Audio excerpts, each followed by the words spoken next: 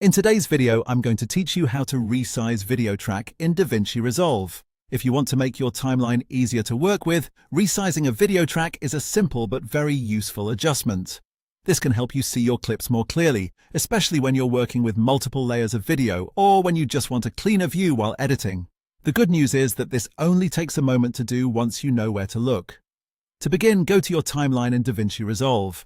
This is the area where all of your clips are arranged for editing. You'll want to focus on the video track section, which is the part of the timeline where your video layers appear. If you have several tracks stacked on top of each other, resizing them can make it much easier to identify the clips you're working with.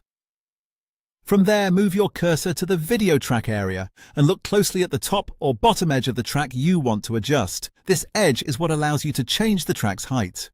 When your cursor is in the right position, you can click and drag that edge upward or downward. Dragging upward will make the video track taller, which gives you a larger view of the clips inside that track.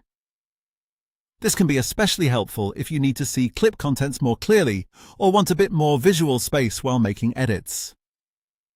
Dragging downward will make the track smaller, which is useful if you want to save space and keep more tracks visible on screen at the same time.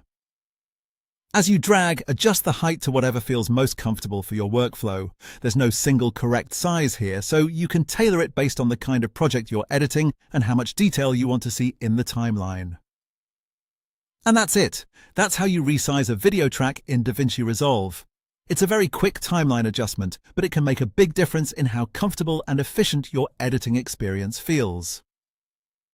If you're organizing a larger project, small interface changes like this can really help you stay focused and work faster.